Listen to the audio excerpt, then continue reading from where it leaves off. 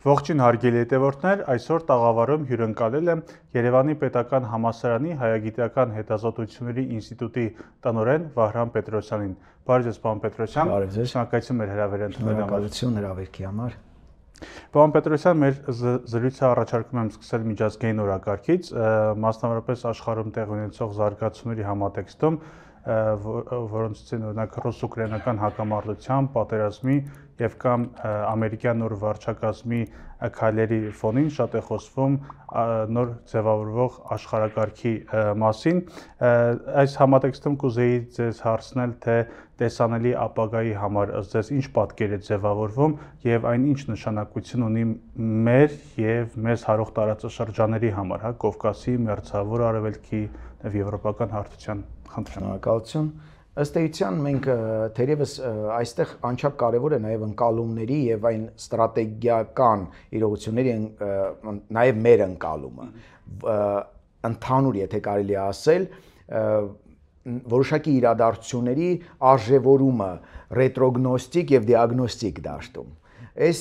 առումով անչափ կարևոր եմ համարում, որ որոշակի իրողություններ մեր կողմից կամ անտեսվել կամ թեր արժևորվել են։ Մասնավորապես մի շարք գործընթացներ անմիջականորեն ազդեցություն են ունեցել մեր տարածաշրջանի, եթե վերցնենք հարավային Կովկասի առնվազն իրողությունների վրա, որոնք չեն գիտակցվել այդ պահին նույն ձևով։ Մասնավորապես արաբական գարնան ֆենոմենը, մեկ իրողություն, որը ընդհանուր զարգացում էր, որը այսպես թե այնպես շղթայական իրողությամբ պետք է ազդեր։ Մենք դա ընկալել ենք որպես արաբական գարուն, առանձին կղզի, ինչ որ իրողություն, որ կարծես թե մեզնից հեռու է, մոռանալով, որ որոշակի այդ պետություններ, որտեղ դա տեղի ունեցել, ընդամենը 2 ժամ կամ 1.5 ժամ օդային տարածքի խնդիր է։ Եվ արաբական գարունը, այնուհետև Ղրիմի ուկրաինական իրողությունը, բայց 2014-ի իրողությունը, որից բազմաթիվ իրողություններ են, այսինքն ոմանք դա ընկալում են որպես դեստաբիլիզացիոն իրողություն, ոմանք ընկալում են որպես ջրբաժան իրողություն Ռուսաստանի համար, բայց ընկալման որոշակի դաշտ, որը մենք պետք է ընկալեինք, որ գլոբալ ակտորներից մեկը ներգրավված է մեր անմիջական ռազմավարական դաշնակիցը։ Այնուհետև երբ գալիս ենք 2017 թվականի Քուրդիստանի իրողությունը, անկախության հանրաքվեն, որքանով էր դա տրամաբանության մեջ, թե շեղվում էր տրամաբանությունից, տարածաշրջանային տրամաբանությունից, եւ վերջապես 2022 թվական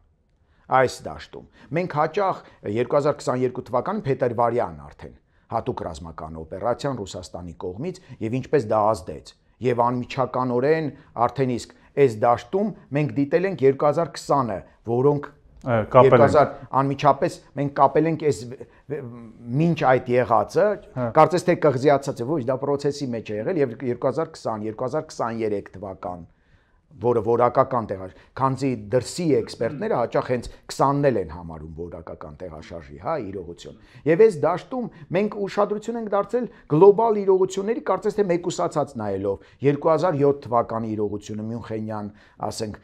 Պուտինի այո, ելույթը եւ այս դաշտում, բայց մի իրողություն է անչափ կարևոր, մեր հիմնական ֆոկուսը եղել է այնուամենայնիվ միաբևեռ թե բազմաբևեռ, բայց արևմտյան ընկալման մեջ եղել է 1.5 բևեռի իրողությունը 91 թվականի դրությամբ, քանզի Ռուսաստանը արդեն իսկ կարծես թե երկրորդ բևեռը չէր, բայց միջուկային եւ տնտեսապես զիջելով մի շարք առումներով զիջելով Միացյալ Նահանգներին, այնուամենայնիվ միջուկային պոտենցիալով համարվում էր այն կես բևեռը։ Եվ հետո արդեն եկավ հիպերտերության, կարծես թե միաբևեռի, հիմա հետ այս կոնտեքստում ես կարծում եմ, որ որոշակի ընկալումների շեշտադրում նախ մենք պետք է հասկանանք, մեզ չդիտենք այդ գործընթացներից դուրս եւ ամբողջականորեն դիտենք, երկրորդը մեծ ակտորների, ռեգիոնալ ակտորների եւ լոկալ իրողությունների տարբերակումը։ Թերևս ներկայումս մենք գտնում ենք մի գործընթացում, որ պետք է նաեւ բացի աշխարհակարգային իրողությունները, նաեւ հասկանանք ինչ պլատֆորմների, ինչ անվտանգային համալիրի մեջ ենք լինում, որովհետեւ ի տարբերություն այլ իրողությունների հարավային Կովկասում կարծես թե դեռ չի լիովին ձևավորվել անվտանգային այդ համալիրը։ Խոսում են 3+3-ի մասին։ Այո, պլատֆորմի մասին են խոսում, 3+3-ի, ես ժամանակին Տիգրան Մկրտչյանի հետ երբ տպագրեցինք նաև ներկայումս մեր արտակարգ լիազոր դեսպան եւ երբ մենք տպագրեցինք հարավ-կովկասյան ինտեգրացիայի գաղափարը, որքանով է դա բարարում եւ որքանով է դա համապատասխանում ռեալ պոլիտիկի իրողությանը եւ այլն, այդ ժամանակ մեր տեսակետն վերել էինք ներքին արտաքին գործոնների, ինչը թույլ չի տա երբևիցե դա իրականացնելու, հա, այդ կոնտեքստն էինք դիտարկում եւ այդ դաշտում ես օրինակ դիտարկեցի 3+3+2-ը Այսինքն այս բանաձևի կոնտեքստում +2-ը, երբ մենք դիտարկում ենք, արդեն իսկ գալիս է Եվրամիության եւ Միացյալ Նահանգների իրողությունը։ Արտատարածաշրջանային։ Արդյոք դա էր։ Այդ ընդ որում դա դեռևս այն ժամանակ խոսվում էր ընդհանուր անվտանգային կովկասյան պլատֆորմի մասին, հա, դեռ 3+3 չէր խոսում, ուղղակի կովկասյան պլատֆորմի եւ մեր կողմից առաջարկվեց 3+3+2 իրողությունը, չգիտեմ որքանով է համապատասխանում, իհարկե բաց ենք այդ իրողությունների առջև։ Եվ այս դաշտը անչափ կարևորում եմ եւ աշխարհակարգը եւ պլատֆորմների դիտարկումը եւ նաեւ որոշակի գործընթացների ինտեգրացիոն գործընթացների համատեքստում դիտարկելը։ Կարծում եմ, որ ամեն դեպքում պլատֆորմի որոշակի դեռևս վաղ է խոսել, մենք պիտի սպասենք որոշակի իրողության, անչափ կարևոր է ուկրաինական իրողության։ Եվ կարծում եմ վաղ են նաև այն դատողությունը, երբ ասում են Թրամփի վարչակարգը օրինակի համար, դե ՆԱՏՕ-ն կթուլանա, իսկ թուլացման արդյունքում սա կլինի։ Այո, կարծում եմ այդ կարգի դատողությունները դեռ վաղ է։ Այսինքն զուտ դիսկուրսի հիման վրա նոր երկրորդ վարչակազմի օրոք, որ Թրամփը խոսում է, որ ահա Եվրամիության իրենց գործընկերների եւ այլ դաշտում։ Կարծում եմ նաեւ վաղ է որոշակի առնվազն քննարկումները պետք է լինեն քանի դեռ փորձի որոշակի լուրջ վերլուծության վրա հենված չեն, կարծիքները արտահայտելու դեպքում պետք է զգույշ լինենք։ Հա, բայց այսինքն որևէ հեռանկար չկա, որ խոսենք ՆԱՏՕ-ի փլուզման կամ չգոյության։ Բնական է, ես չեմ կարծում։ ՆԱՏՕ-ն միայն կառույց չէ, ՆԱՏՕ-ն մտածելակերպ է։ Հա, եւ դա քանդելը եւ չգոյությունը շատ բարդ հարց է։ Դա գեոպոլիտիկական նաեւ մտածելակերպի արդյունք է։ Դա հյուսիսատլանտյան, դա ատլանտյան ընկալման նաեւ իրողություն է։ Եվ այդքան դյուրին իրողություն չէ։ Թրամփը լինի թե այլ նախագահ, այդքան գեոպոլիտիկական միտքը նայենք ամերիկյան։ Ամերիկյան գեոպոլիտիկական մտքում կա որոշակի իրողություններ, թույլ չտալու օրինակի համար Ռուսաստանի Դաշնության եւ Գերմանիայի դաշինքը, թույլ չտալու Ռուսաստանի եւ ՉԺՀ-ի, Չինաստանի միավորումը եւ ձեզ ավելի լավ հայտնի է այս իրողությունների, ասենք այս կոնտեքստում եւ շատ դժվար է հրաժարվել գեոպոլիտիկական այդ իրողությունից սիտուացիոն ինչ որ իրողությունների ամ։ Ընդհակառակը սիտուացիոնը կենթարկվի դրան վաղ թե ուշ։ Իհարկե որոշակի դիվիդենդներ, որոշակի փոփոխություններ դիսկուրսում, նույնիսկ keyword-ները, բանալային բառերը փոխելով հանուն արդյունքի, բայց դա չի փոխի ընդհանուր մտածելակերպը։ Հասկանալի է։ Պարոն Պետրոսյան, դուք ձեր խոսքում նշեցիք երկու կարևոր տարածաշրջաններ, մասնավոր եւ իրողություններ, խոսքը ռուս-ուկրաինական պատերազմի մասին է մի կողմից եւ մյուս կողմից մերձավոր արևելքի, խոսեցիք արաբական գարնան, որ մենք մեզ կղզիացած ենք զգում, ռուս-ուկրաինականի դեպքում շատ է խոսում Ռուսաստանի դերի մասին, այսինքն որ Ռուսաստանը, որ հիմա զբաղված է եւ ուշադրությունը շեղված է Կովկասից, այսինքն այս զարգացումների նաեւ ռեգիոնալ պլատֆորմներին շատ ուշադրություն չի դարձնում, բայց ես կուզեի նաեւ խոսել մերձավոր արևելքի մասին, հա, մանավանդ վերջին զարգացումներից, հա, Ասադի իշխանության տապալումից հետո, որ իսկապես գուցե համաձայնեք, այսինքն շատ կարևոր իրողություն է, այդ դրա ուղիղ ազդեցությունը մենք մեզ վրա զգացինք, թե մի փոքր չափազանցված էին դրա մասին խոսակցությունները եւ ինչպես կգնահատեք այս տարածաշրջանի այդ գեոպոլիտիկ համակարգը։ Շնորհակալություն, շատ հետաքրքիր հարց էր ի դեպ եւ նկատեցիք նաեւ եւս մեկ իրողություն, որը անչափ կարևոր է սիրիական զարգացումը, հա, եւ եթե մենք մերձավոր միջին արևելքում քննարկումներ ենք անում, արաբ, իսրայելցի եւ այլ թուրք էքսպերտները հաճախ հենց նշում են այն իրողությունը, որ Էլի տեսեք մեր ընկալման մեջ մենք ասում ենք Սիրիա, բայց շատերի համար Սիրիա, Իրաք դա կապված է, օրինակ իսլամական պետության համար այդ սահմանը գոյություն չուներ, այլ իրողության հետ կապված սահմանը չուներ, գոյություն չուներ, այդ բաժանարարը դիտում էին որպես Sykes-Picot-ի ինչ որ իրողություն, թեև դա էլ այդքան էլ 100%-անոց իրողություն չէ, որ պիտակենք Sykes-Picot-ի, որտեղ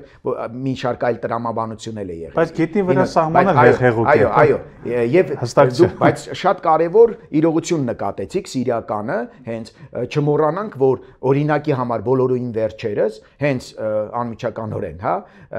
2 օրվա իրողություն, թուրք լրագրողների հարցերից մեկը վարչապետին ուղված, հենց վերաբերում էր կհամագործակցեք արդյոք Սիրիայում, այլ հարցերում, տարածաշրջանում կհամագործակցեք, դա նշանակում է դա իրոք սենսիտիվ շատ զգայուն իրողություն է իրենց համար, նաև պարզելու համար մեր դիրքորոշումը ինչպիսին է, հա, եւ այս դաշտում շատ կարևոր է իհարկե սիրիական զարգացումները անմիջական եւ դրանից առաջ նաև եղածը։ Տեսեք, երբ ես նշեցի արաբական գարունը եւ տարբեր իրողություն, նույն սիրիականում մենք անտեսեցինք որոշակի գործոնը, վարձկանների իրողությունը եւ մենք ստացանք 20 թվականին, հա, այս իրողությունը, որ Սիրիականում մենք անտեսեցինք, որ վարձկանների գործոնը ինչպիսին է, հաճախ մեր էքսպերտային եւ մեկ այլ շրջանակներում ժամանակին ես նաեւ Պահի եւ Երևանի պետական համալսարանի շրջանակներում մենք գրեցինք պատերազմի սիրիականացման մասին, վտանգի մասին, դեռ 2020 թվականի 44-օրյա պատերազմի հետ կապված։ Այո, սցենարը նաեւ վտանգավոր էր այն իմաստով, որ ըստ էության պատերազմի սիրիականացման այդ վտանգը կար, նույն վարձկանության իրողությունը, նույն ներգրավվածություն, որոշակի տրամաբանությունը, հա, եւ անտեսված լինելու կոնտեքստը։ Կարծում եմ ներկայումս իհարկե եթե իհարկե որոշակի զարգացումն է, մենք կարողանանք ռեգիոնալ դաշտում դիրքավորվել, ճիշտ դիրքավորվել, այս սպառնալիք ես չէի ասի իհարկե, որտեվ սպառնալիքը իհարկե ես այսպես եմ գնահատում, սպառնալիքը հենց վտանգով ըստ էության կարելի մեկնաբանել հետևյալ կերպ, եւ մտադրության, եւ պոտենցիալի արկայությունը։ Վտանգը դրանցից մեկի արկայությունը, կա մտադրություն, չկա ռեսուրս,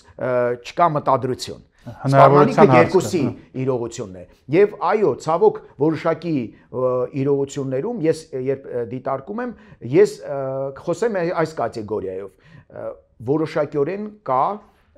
սիրիականի այդ ազդեցությունը լինի սիրիականի, լինի դա նույնիսկ Քուրդիստանյան որոշակի իրողության, լինի դա Գազայի իրողությունները, այո, անմիջական ռեգիոնը ներկայումս շատ ավելի այսպես ասեմ ամբողջական է դառնում։ Իսկ ինչպես է մեծը գնալով մեծանում է ռեգիոնալ զարգացումների հարավային Կովկասի վրա ազդելու հավանականությունը։ Էլ ավելի է մեծանում։ Եվ այս դաշտում մենք պետք է ոչ թե սպասենք, տեսնենք իրողության, մենք խաղի մեջ ենք, մենք ռեգիոնում ենք եւ մենք պետք է դիրքավորվենք։ Իսկ ինչպես, պարոն Պետրոսյան։ Կարծում եմ նաեւ որոշակիորեն զգուշավորը միշտ հավասարակշռված քաղաքականության կոնտեքստում։ Ես կարծում եմ, որ նաև ռուսական դաշտը լինի, թե եվրոպական, մենք միշտ հասնում ենք ծայրահեղության։ Հաճախ։ Այսինքն մենք կամ գերագնահատում ենք մեկը, մի ուղղությունը չպետք է լինի ի հաշիվ մյուսի։ Եվ կամրջող պետության իրողությունը մենք պետք է ստանձնենք։ Միշտ մենք եղել ենք front line, այսպես ճակատային ընկալումը։ Մենք հաճախ ողջևորվել ենք, որ մենք այդ ճանապարհին, օրինակ, թուրքիոլուքի կոնտեքստում, հա, թուրքականության կամ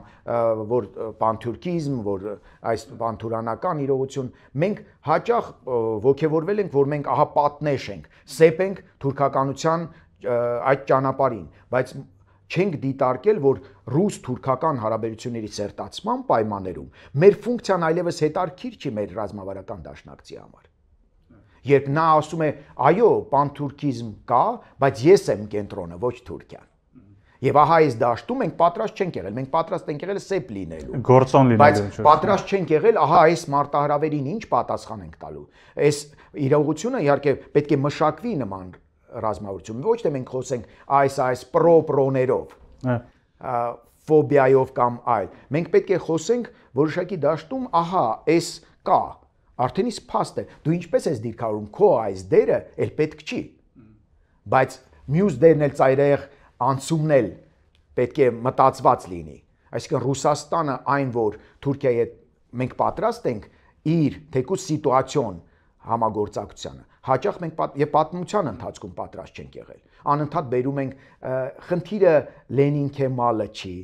խնդիրը Էրդողան Պուտինը չի, խնդիրը մենք ենք։ Ոչ թե կարևորը ինչ են նրանք, ոչ միայն կարևորը ինչ են նրանք մտածում, այլ մենք ինչ ռազմավարություն ունենք եւ այսինչ իրողությունը համապատասխանում է մեր ռազմավարությանը, թե ոչ։ Ես անչափ կարևորում եմ ռազմավարական մտածելակերպ։ Դուք ակնարկում եք, որ մենք պետք է մեր քայլերով գործոն լինենք եւ փորձենք ինքնուրույնաբար ինչ որ խաղի Ավելի շուտ ես նկատի ունեմ հետեւյալը, որ դու պիտի ունենաս ռազմավարություն, դու պիտի իմանաս ուր ես գնում, նոր հասկանաս այսինչ իրողությունները որտեղ են գտնում, ուշացնում են, կանխում են քո գնալը, խանգարում են քեզ, թե կարող ես օգտագործել ի նպաստ եւ ինչպես։ Այսինքն ռազմավարություն, կարծում եմ անհետաձգելի խնդիր է Հայաստանի ազգային անվտանգության ռազմավարության մշակումը։ Անհետաձգելի բառացիորեն, որովհետեւ դա անկախ նրանից անորոշությունները որքան են, ինչքան են, կապ չունի։ Դու պիտի ունենաս թեկուզ, տեսեք, մեծ գլոբալ տերությունները ունեն անցումային շրջանի։ Ամնի նախագահը գալիս է, ազգային անվտանգության ռազմավարություն պիտի մշակի, դեռ պատրաստ չի վերջնական անցումայինն է մշակում, բայց ազգային անվտանգության ռազմավարության մշակումը կարծում եմ անհետաձգելի խնդիր է, քանզի դրանից պետք է բխեն մի շարք այլ ռազմավարական փաստաթղթեր, այդ թվում անվտանգը։ Ներողություն, ըստ այդ ռազմավարությունը պետք է անցնի մեր անմիջական հարևաններից անդին այդ տարածաշրջաններն։ Հաշվի առնելով մեր դիրքը, մեր մարտահրավերները, այո։ Այսինքն Հայաստանը անելիք ունի նույն մերձավոր արևելքում։ Այո, բնականաբար, որովհետև այն, որ դու ես չի ուզի, մենք միշտ խոսեինք, որ փոքր ածու ենք։ Մենք փոքր պետություն ենք, գուցե այս կոնտեքստ փոքր պետություն ենք, բայց մենք մեծ ազգ ենք, ժողովուրդ ենք, ազգ։ Եվ մեր նետվորքը, այսպես ասած, ցանցային հայ ժողովուրդը ցանցային իրողություն է եւ մենք այս ընկալումը պիտի ունենանք եւ երբ հարցադրումները նույն անում են որոշակի էլի կրկին վերադառնամ թուրք լրագրողներին ես էլ ուզում եմ վերադառնալ կոնտենտի իմաստով նրանք ասում են իսկ սփյուռքը իսկ ում է ուղված այս քիվորդները պատահական չեն որովհետեւ հետարքրում է ոչ միայն Հայաստանի Հանրապետությունը այլև հետարքրում է հայկական սփյուռքը ինչպիսին է նրա դիրքորոշումը Եվ ահա այս դաշտնել, այսինքն դա ուղղվածությունը, չէ, երբ դատողություններ են անում, հաճախ հարցերի դեպքում մենք պիտի միայն թուրք լրագրողներին չէ, ցանկացած իրողություն մենք պետք է կոնտենտ անալիզի ենթարկենք, կոնտենտ հասկանանք եւ քանակական ու որակական վերլուծության ենթարկենք։ Հենց այդ հարցադրումը, պարոն Պետրոսյան, ինչպես կմեկնաբանեք, սա նպատակը որն էր եւ Հայաստանը ինչպես պետք է այդ հարցում համագործակցի։ Կոնկրետ կոնկրետ այդ դեպքը որ վերցեցիք թուրք լրագրողի հարցին Սիրիայում Սիրիահայերի հետ կապված, այսինքն մենք ինչ ունենք անել եւ այդ հարցի նպատակը նեւս ձեզ։ Կոնտեքստը աշխարհական կարևոր է հասկանալ ինքնին նրա անկալումը, ինչն է նա չբացահայտվեց, ըստ էության հարցի դեպքում չբացահայտեց։ Այդ հարցը, չէ, այդ հարցը ավելի շուտ որոշակի փորձ էր, որ հայկական կողմը բացի Այսինքն ինքը առաջարկի։ Հաճախ հարցը լինում է ոչ թե պատասխան ակնկալելու իմաստով, այլ հարցը լինում է լակմուսի թղթի ձևով։ Ինչ է դրա տակ հասկանում հայկականը։ Եվ պատասխանն էլ այն էր, որ ասենք եղավ հենց ինձ թվում է ճիշտ էր այն պատասխանը, որ հուսով եմ նկատի չունեք, ասենք միջամտությունը եւ այլն եւ այլն, հա։ Այո, հենց միջամտություն չի լինելու, այլ եթե համագործակցություն, ապա կարող է լինել, բայց այս ընկալումը անչափ կարեւոր է այս դեպքում լինում է երբեմն այո, այս դեպքում կարևոր լինում book passing-ը, այնինչ կոչվում է միջազգային հարաբերություն, որ դու փոխանցում ես իրեն, ասենք, կարծես թե սпасելով ինքը բացահայտի։ Եվ այստեղ մենք պիտի հասկանանք ինչ է նա ցանկանում եւ ինչ է մեծ համար կարմիր գիծ։ Այսինքն թուրքական կողմը ինձ համար նույնպես որոշակի բացահայտում էր ինքնին համագործակցության, հա, կոնտեքստում, բայց սիրիական իհարկե իրենց համար անչափ կարևոր այսպես ասած փորձակար է բազմաթիվ դուք հասկացաք իրենք ինչ են ակնկալում մեզնից Ինձ համար համենայն դեպս գիտեք ինչ սա ավելի շուտ ոչ թե ուղղություններ այլ համագործակցելու պատրաստակամության բացահայտման հարց պատրաստ ես դու սկզբունքորեն եթե պատրաստ ես ապա մենք պատրաստ պետք է լինենք մենք պետք է պատրաստ լինենք մենք ունենք որոշակի խնդիրներ իհարկե մեր համայնքի խնդիրը եւ այլն եթե կա վտանգ մենք պետք է պատրաստ լինենք ավելի շուտ։ Մենք ոչ թե պատրաստ լինենք համագործակցության համուն համագործակցության, այլ պատրաստ լինենք հանուն մեր շահերի։ Այսինքն մեզ պետք է այդ համագործակցությունը մեկ եւ մեզ պետք է ինչի համար եւ արդյոք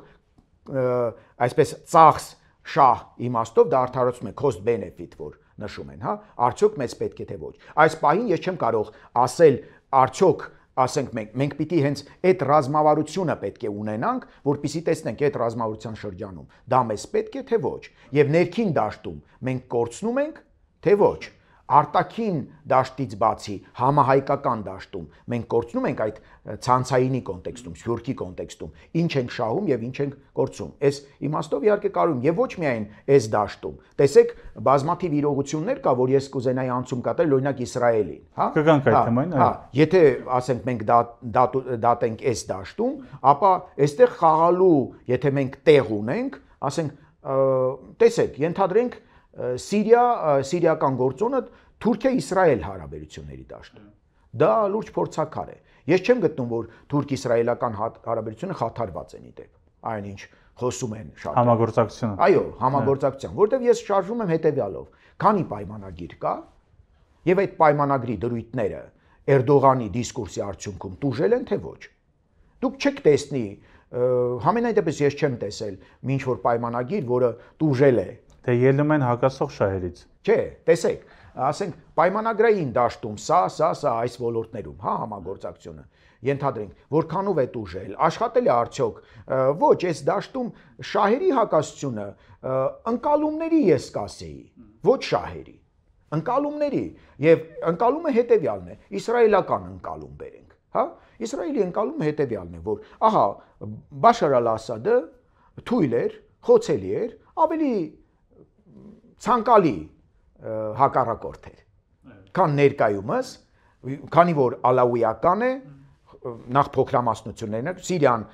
մեծամասնությունը սուննիական, այնտեղ շիական, կարծես թե ալավիական, եւ այս փոքրամասնությանը պլյուս խնդիրներ ունի տարածաշրջանում շատերի հետ, ճիշտ է, մի պահ ռեաբիլիտացվեց արդեն արաբական պետությունների այդ էլի ընտանիք վերադառնա էլի ռեաբիլիտ, բայց ներկայումս Թուրքիան է, արդեն սուննիներն են եկել իշխանության, արդեն թուրքական գործոնը ավելի է ակտիվանում եւ պարզ չի ինչպիսին կլինի սուննիական վարչակարգը Իսրայելի հարցում։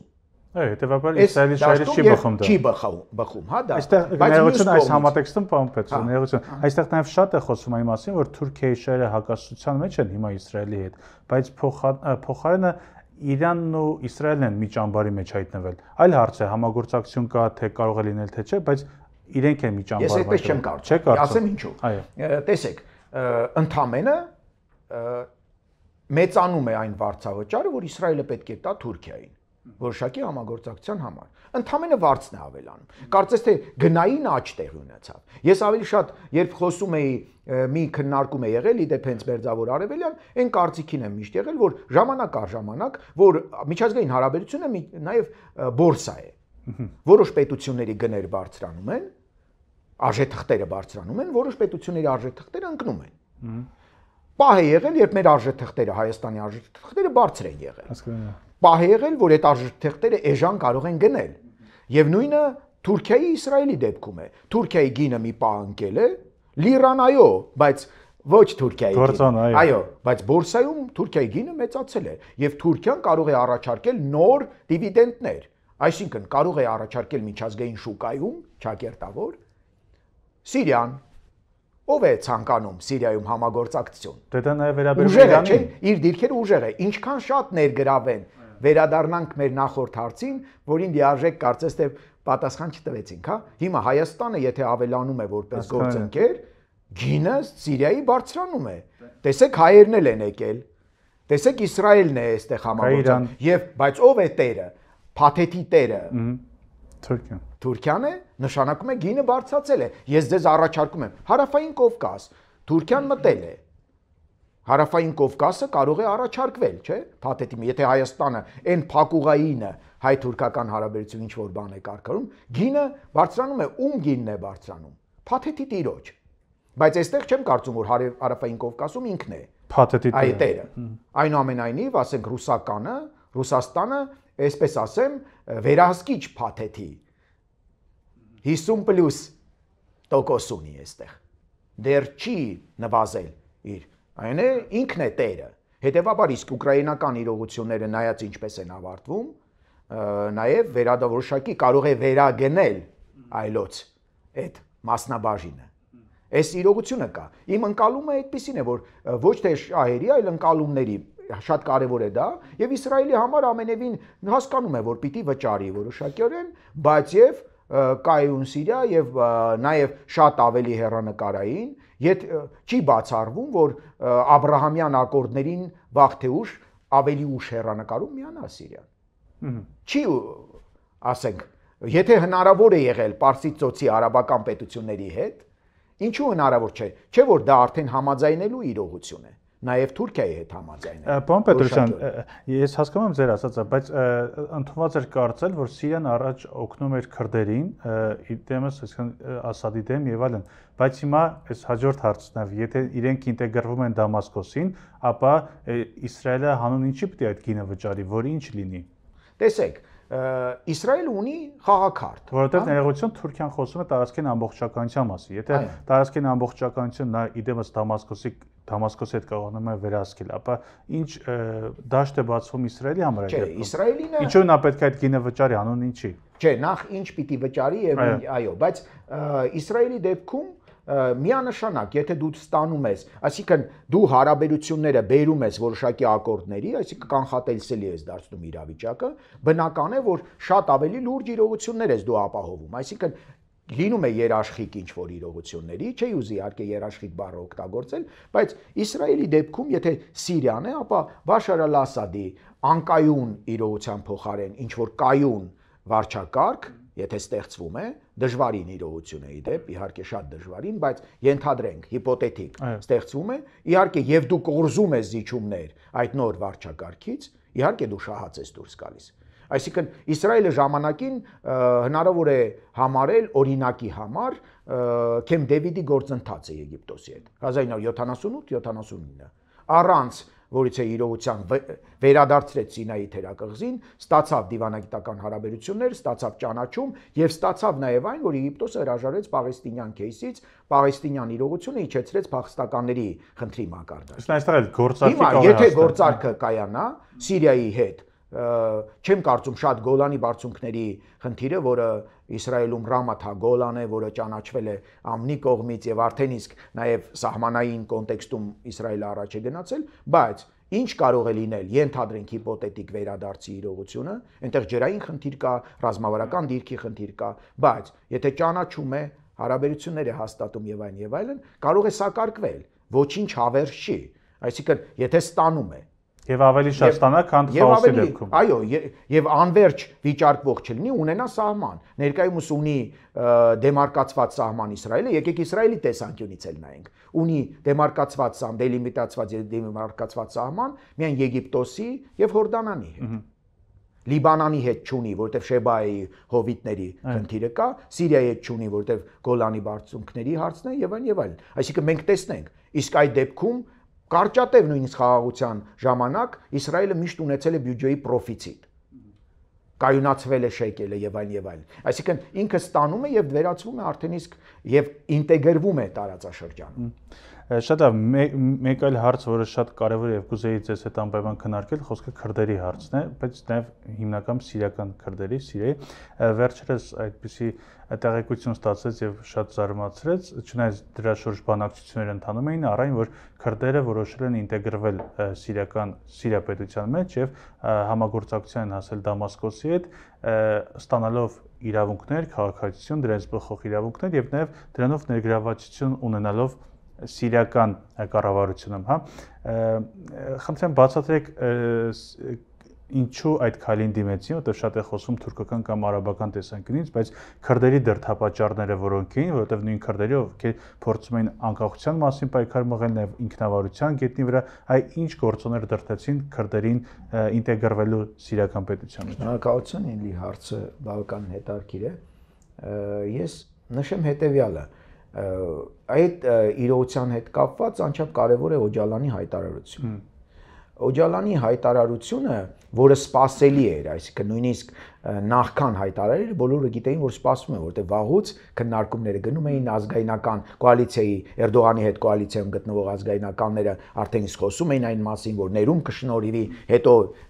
այդ նախապատմությունները գիտեք, այդ հանդիպումների շարքը, քննարկումների արտահոսքը, մամուլի արտահոսքը եւ այլն։ Հիմա խնդիրը դա չի։ Խնդիրը այլ է, որ եղավ եւ արձագանքը ինչպիսին էր։ Իրաքյան Քուրդիստանը ողջունեց։ Բազմաթիվ պաշտոնյաներ, որոնց հետ ես ինքս անձամբ ծանոթ եմ, հանդիպել եմ, որոնց դիսկուրսին ծանոթ եմ, նույնիսկ այն տերմինները, որ օգտագործում են, կարող եմ տարբերել, բայց սիրիական կոնտեքստում նշեցին, որ սա մեզ չի վերաբերում, սա վերաբերում է PKK-ին առաջին հերթին, եւ իհարկե այս իրողությունները իրենք նշեցին, որ ամեն դեպքում չէին կարող դեմ դուրս գալ, որտեղ Օջալանն էր հայտարարել եւ թուրքական չէր կամ այլ իրողություն չէր։ Բայց նշեցին, որ մեզ չի վերաբերում։ Հիմա այստեղ բայց նշանակում է, որ PKK-ի պարակտման վտանգ կա։ Իհարկե բոլորը չեն կարող, չէ՞, չեն ենթարկվի PKK-ականները։ Ինչու՞։ Որովհետեւ մերձավոր միջին արևելքում զինաթափվել ներկայումս, երբ ուժային տրենդն է, ռազմականացման տրենդը, նշանակում է դառնալ զոհ։ Երբ դու զինաթափվեց, մենք պետությունները հասկանալի, բայց շարժումներն էլ որ զինաթափվեն, որովհետև քրդական իրողություն լինի, թե պետականազուրկ շարժումներ լինի, որպես կանոն շարժումներ ունեն քաղաքական թև եւ ռազմական թև։ Չունենալ ռազմական թև նշանակում է լինել թույլ կուսակցություն, թույլ կառույց։ Հիմա եթե դու զինաթափվում ես, դա նշանակում է նաև որոշակիորեն ձերբակալություններ են լինելու, որտեղ ոչ բոլորին է վերաբերելու ամնիստիան, չէ՞, համաներումը եւ բացառությունները եւ այս իրողությունը։ Հետեւաբար սիրիական կոնտեքստում կառույցը կարծում եմ նպատակ ունի ստանձնել, վերցնել Իրաքյան Քուրդիստանի մոդելը։ Այսինքն մտնել կառավարության մեջ, նշել, ձեռք բերել ապագայում ավտոնոմիա, բայց դե ֆակտո թե դե յուրե։ Նաև դե յուրեի ձգտումը կլինի։ Սկզբնական շրջանում եթե նայենք Իրաքյան մոդելը 1970-ական թվականներին դեռ Սադամի օրոք եղավ ինքնավարության այդ իրողությունը, հա, որոշակիորեն ասենք ներողություն, դեռ 70-ական 70-74 թվականին եղավ ավտոնոմիայի իրողությունը, հետո արդեն իսկ եղան որոշակի խնդիրներ ռեժիմի հետ եւ զրկվեցին այդ ավտոնոմիայից դե ֆակտո առնվազն եւ դե յուրե որոշակի ձգողականություն եղավ, բայց մենք ունենք մի ֆենոմեն, որ տեսել են, որ լավ թե վատ, բայց իրաքյան մոդելը աշխատում է։ Կարող են սկզբում մտնել կառավարության մեջ, հետո որոշակի խնդրել ինքնավարություն, մեկ անգամ տրված ինքնավարություն այլևս ետ ստանալ հնարավոր չէ, նույնիսկ եթե լուծարում ես, այդ պահանջը միշտ լինում է։ Այսինքն նրանք լեգիտիմացված լեգիտիմացման ինստում է ձգտումը կուզենան լինի, որովհետև ներկայումս քրդական շարժումների մեջ միայն իրաքյան քրդերն են, Քուրդիստանի ռեգիոնալ կառավարությունն է, որ ունի սահմանադրորեն ամրագրված ֆեդերալ միավորի կարգավիճակ եւ լեգիտիմ է։ Այսինքն բոլոր պետությունների համար էլ Ֆրանսիա, Իտալիա երբևիցե դատապարտելի չի լինի իրենց այդ շփումների մեջ մտնելը։ Մի կանգառ անել Բաղդադում, մյուս կանգառ անել Էրբիլում, կամ ուղղակիորեն գնալ Էրբիլ, տեղյակ պահելով Բաղդադին, կամ նույնիսկ ուղղակի հաղորդելով դա առանց անմիջական տեղով։ Կարծում եմ այդ գործընթացն է եւ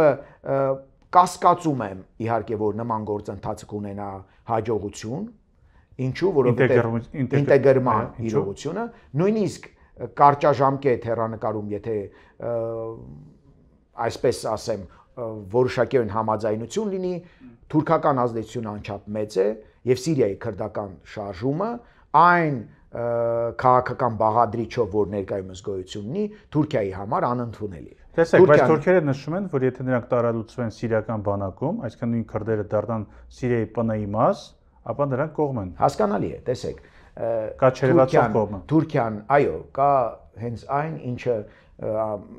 ռեալ դաշտում եղած է, հա, այն ինչ հայտարարում է եւ կա այն ռեալ դաշտում եղածը։ Որոշակիորեն ծանոթ լինելով քրդական իրողությունն անկախ նրանից որ մասում են դրանք, հա, կարող եմ վստահորեն ասել մի բան, որ Թուրքիան չի դադարի քայլեր ձեռնարկել, որպիսի ինքը այն կառույցները, որոնք ինքը դիտում է որպես պրոպեկակայական, դադարեն գոյություն ունենալ։ Եւ եթե ինտեգրվելու է, դա լինելու է մեկ այլ կառույց սիրիական կոնտեքստում, բացի այսպես կոչված PYD-ին, որը կորիզն էր, հա, կան նաև 16 փոքր ու մեծ այլ շարժումներ, որոնք չեն համագործակցում PYD-ի հետ։ Անկախ են, թույլ փոքրել են։ Նրանց մեջ կա կառույց, որ 5 հոգուց է բաղկացած։ Բառացիորեն, ըստ էության լիդերներն են եւ ինչ որ անձինք, որը այդ կառույցի մեջ են։ Եվ կան կառույցներ, որոնք պրոբարզանիական են։ Այս կոնտեքստում, այսինքն նրանց համար կարևորը ինչ կարծիք ունի Էրբիլը։ Եվ կան կառույցներ, որոնք պարզապես հակա PYD-ական են, բայց սիրիականն են դիտարկում։ Չմոռանանք, որ PKK-ի մեջ 2/3-ը նախնական երբ ստեղծվել էր, առանց չափազանցության, էլիտայի 2/3-ը սիրիական ծագում ունեցող քրդերի։ PKK-ի դեպքում։ Եվ Թուրքիան երբևիցե չի մոռացել, որ հակաթուրքական իրողությունը Սիրիայի քրդերի մեջ անչափ կարևոր է։ Այսինքն այս դեպքում քրդերի մեջ է միասնություն։ Միասնության հասնելը քուրդ ղեկավարներից մեկը ինձ մի հետաքրքիր թեզ առաջ ներկայացրեց, որ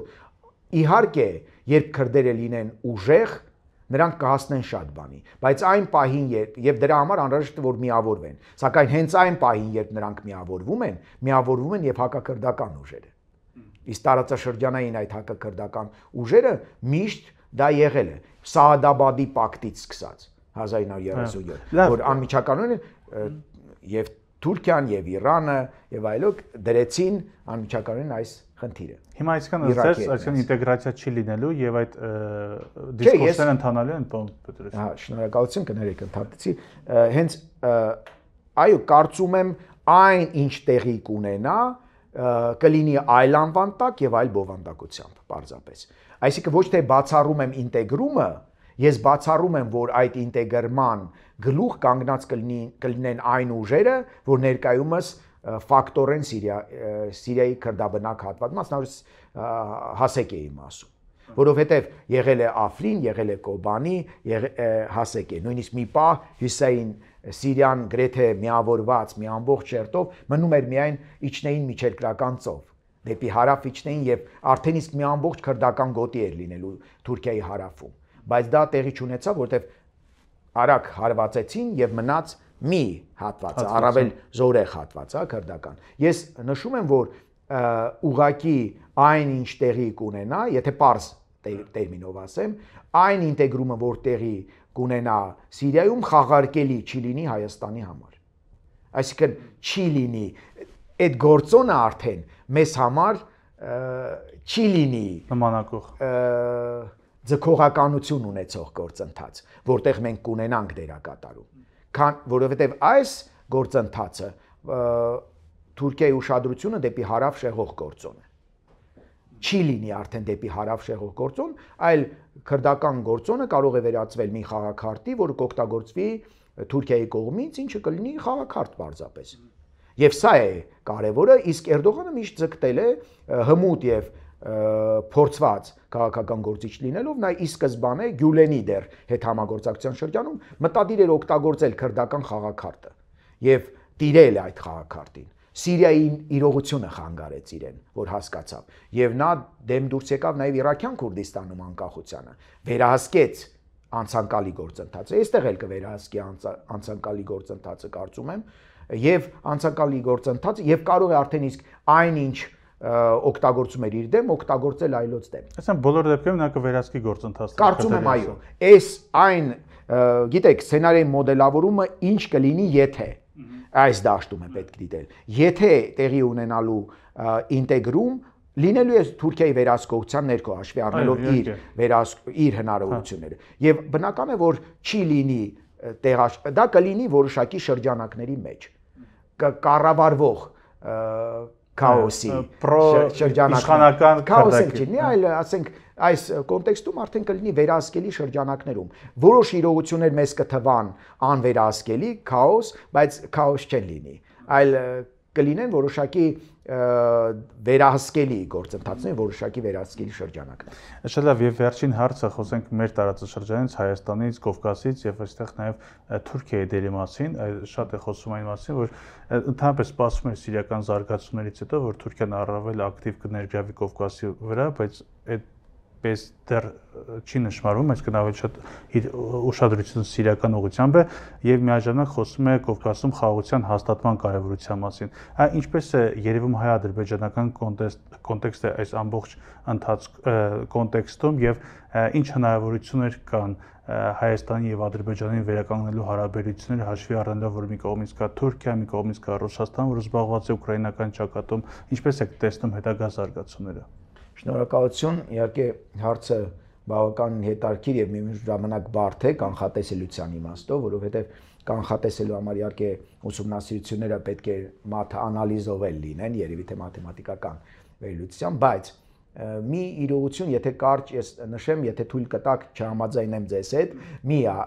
առումով, որ Թուրքիան կարծես թե, ասենք, այստեղ այդքան ակտիվ չէ եւ անցումը, Թուրքիան ներկա է,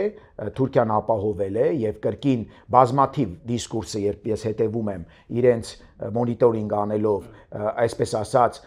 բանալային քաղաքական գործիչներ եւ բանալային նույնիսկ սյունակագիրների, ասենք, դատողություններին, ոչ, այստեղ իհարկե գործընթացը Ադրբեջանի հետ գործընթացը անմիջական վերահսկողության ներքո է Թուրքիայի, ես չէի ուզի, գուցե մի քիչ խիստ արտահայտվեմ, ես կարծում եմ, որ այստեղ պարզապես բարի եւ չար ոստիկանի խաղ է գնում, այսինքն Թուրքիայի կողմից։ Այս պահին նա կարծես թե ահա շահագրգռվածության իրողությունը, բայց գործընթացը բավականին լուրջ վերահսկողության տակ է։ Նկատենք Ադրբեջանի հետ ցերտ համագործակցություն։ Ադրբեջանի հետ գործընթացները չէին այլապես իհարկե մենք չպետք է գերագնահատենք նաև Ադրբեջանի ազդեցությունը Թուրքիայի decision making process-ի վրա, այսինքն որոշումների կայացման գործընթացի վրա, մենք երբեմն ոչ դա թույլ է տրվում նաև, որ որոշակի այդ ազդեցություն լինի նախապայմանների դեպքում։ Թուրքիան որպեսզի հասնի իր որոշակի։ Չմոռանանք, որ Ցյուրիխյան արձանագրությունների իրողությունը ինչպես գնաց, ինչ ձևով, հա, այո, ազդեցությունը կարծես թե եղել է, բայց այդ ազդեցությունը ոչ պետք է թերագնահատել, ոչ գերագնահատել։ Բայց դուք կարծում եք առաջի ջութակը ի վերջո Թուրքիան է խաղում, բնականաբար։ Կարծում եմ, որ բնականաբար այդպես է, կարծում եմ, որ թուրքական պետությունների կազմակերպությունը նույնպես ակտիվ է դերակատարում, որ եղել է գործոն դարձները նույնպես Թուրքիայի, այլ է, որ մենք, կրկնում եմ, մենք մի իրողություն էլ պիտի ասեմ, հուսով եմ ճիշտ կհասկանաք, որ Թուրքիա, այսինքն մեզ չպիտի Թուրքիայի հետ կապված մտածելակերպը, այն հասկանալը բարի ու չար ոստիկանի, հա, այդ իրողությունը կամ թուրքական իրողությունը եւ տարբեր իրողություն չխանգարեն նաեւ զգոն մտածել ռեալ պոլիտիկի շրջանակում, այսինքն այդ թուրքական, հակաթուրքական բագաժն էլ չխանգարի մեզ։ Ես երկուսն էլ ուզում եմ ճիշտ ինձ ընկալեք ուղղակի։ Այս դաշտում շատ կարևոր է, որ մենք հասկանանք, որ Թուրքիան, այո, այն գործոնն է, պարզապես այս պահին եթե մենք ժամանակին Թուրքիայի հետ հավասարի Ցյուրիխյան արձանագրություններից եւ այլ իրողություններ կա, նաեւ մենք ներկայումս Ադրբեջանի հետ նույն հարթության վրա։ Այսինքն մենք արդեն իսկ նա ռեգիոնալ տերություն, մենք լոկալ դաշտում ենք գործում, բայց մենք պիտի հասկանանք, որ այո, որոշակի իրողություններ կա, որ բացել, հասկանալ, փորձարկման այդ գունդնել հասկանանք, բաց թողնենք, հասկանանք արձագանքն ինչպիսին է, բայց կարծում եմ, որ սիրիական դաշտում ուղղակի Թուրքիայի դերը, այո, ռեգիոնալ տերության, որպես ռեգիոնալ տերության անչափ մեծացել է, մենք չենք կարող դա անտեսել եւ ռեգիոն մտել է, բայց ռեգիոն մտնելու մնացյալ իրողությունները, ուկրաինական իրողությունները թույլ կտան, կարծում եմ, որոշակի շտկումներ մտցնելու Ռուսաստանին, եթե չլինի որոշակի ռեաբիլիտացիոն process-ը Ռուսաստանի բավականին երկար։ Մեր տարածաշրջանից մեկ կարճ հարց է, պարոն Պետրոսյան, շատ քննարկումներ կան այն մասին, եւ հաշվարկներ, որ հնարավոր է մի մասը կարծում է, որ հնարավոր է, որ Թուրքիան Բաքվից առաջ անցնի Հայաստանի հետ կարգավորման հարցում, իմաստը նշում է, որ ինչքան որ պետք է նա սոլիդարություն, այսպես ասած, կպահի եւ քայլ չանի։ Դուք որ տարբերակի կողմնակիցն եք, ինչպես է ձեզ թվում process-ը։ Գիտեք ինչ, հիմնական այդ իրողությունները ես նշեցի թուրքական պետությունների կազմակերպության ստրատեգիական որոշակի նպատակների առումով վերջը տարբեր են երկրի։ Դա ես միշտ էլ գտել եմ, որ ցանկալի էր իհարկե ունենալ, որպիսի հայ-ադրբեջանական իրողությունները չազդեին հայ-թուրքական իրողությունների վրա, բայց փաստը մնում է փաստ, որ առանձին համենայն դեպս, եթե նույնիսկ դա հնարավոր է, դա մեզ չի հաջողվել։ Եթե նույնիսկ դա հնարավոր է, այս կարող է հաջողվել։ Այո, այս իրողության կոնտեքստում, արդեն իսկ այս չափման կոնտեքստում, արդեն իսկ երբ մեր լինելու է Ադրբեջանի հետ իրողությունը, դա արդեն այն խնդիրը չի լինելու, որ ուներ նախկինում, արժեքային կոնտեքստում, հա, որովհետև պայմանագիրը, այսինքն, եթե արդեն իսկ հայտարարվում է, որ չկան խնդիրներ որոշակիորեն պայմանավորվածությունը կա, թուրքական կոնտեքստում արդեն իսկ դա էլի լինելու է որոշակիորեն, նույնիսկ առանձին ենք կնքելու, բայց էլի լինելու է եռակողմ ըստ էության։ Առանձին է լինելու բնական է։ Կարևորը հերթը չի։ Ով առաջինը կլինի, հա, Թուրքիայի հետ կկնքենք թե ոչ։ Արդեն իրողությունը այն է, որ լինում է եռակողմ։ Ներկա պահին ես կարևորում եմ այլ դաշտ, դա մեզ ինչ կտա արդեն իսկ այդ եռակողմի դաշտում, դա է կրկին մեր ընկալումների եւ մեր ռազմավարության կոնտեքստում է լինելու։ Կարծում եմ, այս դաշտն է, որ մենք պիտի հասկանանք, որ դա մեր ռազմավարության կոնտեքստում ինչ դեր է խաղալու, որտեղ փաստը արդեն մեր մեկնակետը լինելու է ըստ այդ պայմանագրերի, ըստ այդ ընկալումների։ Թուրքիայի հետ բնական է, հարևանների հետ, ասենք, հնարավոր չէ, հա, մշտապ, դա հասկանալի է, բայց ես չէի ուզի տանենք մենք ուղղակի զրույցի համար, հա, այս դաշտում կարծում եմ հերթականություն արդեն այդքան կարևոր չէ, որտեղ փաստը մնում է փաստ, որ Ադրբեջանին հաջողվել է որոշակիորեն մտցնել այդ նախապայմանը հայ-թուրքական հարաբերությունների մեջ, եւ դա է փաստը, եւ մենք պիտի ելնենք այդ մեկնակետից։ Շնորհակալություն զրույցի համար։ Շնորհակալություն։ Հարգելի հետևորդներ, հիշեցնեմ, որ զրուցում էի Երևանի Պետական Համալսարանի Հայագիտական հետազոտությունների ինստիտուտի տնօրեն Վահրամ Պետրոսյանի հետ։ Շնորհակալություն, կհանդիպենք։